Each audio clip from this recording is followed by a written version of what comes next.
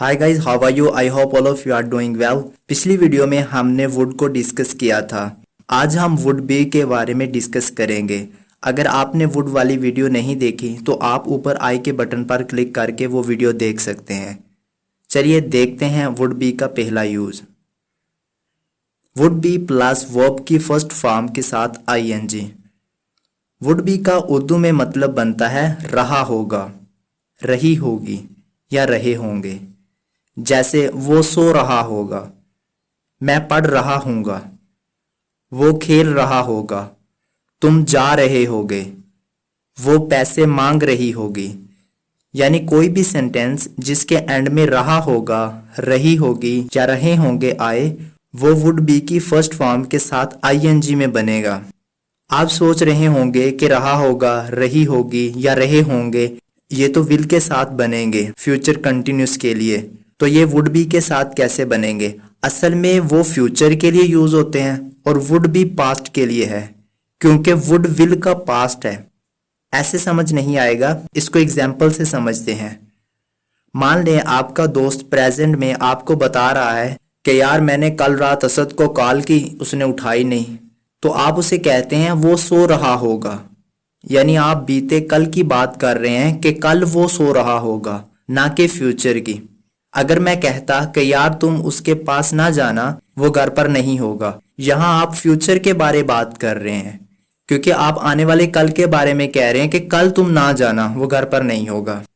आपका दोस्त कहता है कि यार कल मैंने उसे कॉल की तो बहुत ज्यादा शोर आ रहा था, गाड़ियों की आवाजें, लोगों की आवाजें, तो आप उसे कहते हैं कि वो कहीं जा रहा होगा, यानी पास में कोई कुछ कर रहा होगा। तो हम एक एग्जाम्पल लेते हैं इसमें से, वो सो रहा होगा। इसकी इंग्लिश कैसे बनेगी? ही वुड बी स्लीपिंग, यानी वुड बी और प्लस आईएनजी वाली फॉर्म। अब देखते हैं वुड बी का दूसरा यूज। वुड बी का दूसरा यूज है वुड बी प्लस वर्ब की थर्ड फॉर्म। जब भी वुड के साथ वर्ब की थर्ड फॉर्म आ जाए तो इसकी उर्दू होगी रहेगा, रहेगी, रहेंगे। जैसे दुकान बंद रहेगी, ऑफिस खुला रहेगा, आज बिजली बंद रहेगी। तो इनमें से एक एग्जाम्पल उठाते हैं, दुकान बंद रहेगी। इसको कैसे ट्रांसलेट करेंगे? The shop would be closed. Closed verb की थर्ड फॉर्म आ गई। इसी तरह और भी एग्जाम्पल्स हैं, गाड़ी चलती रहेगी, तुम पिटते रहोगे। ऐसे बहुत से सेंटेंसेस बना सकते हैं आप।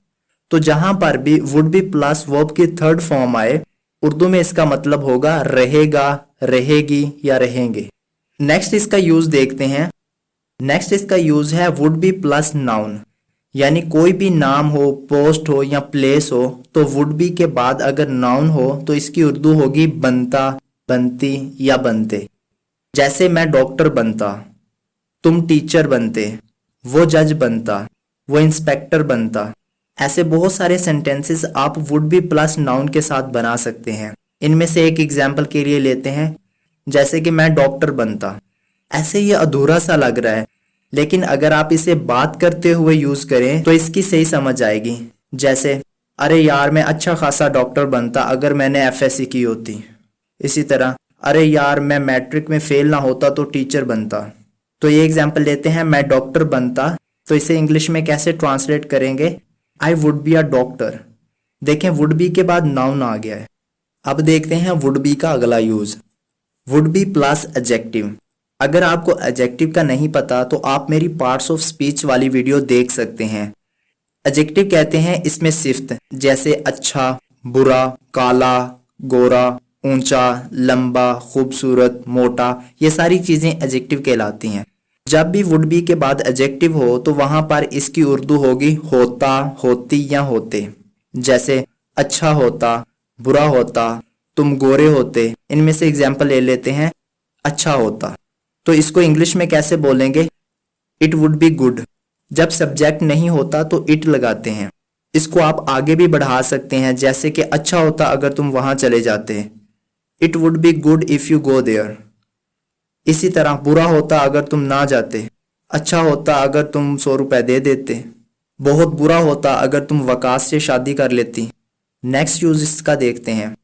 नेक्स्ट यूज है सिर्फ वुड बी, और खाली वुड बी का मतलब होता है होने वाली, होने वाला या होने वाले।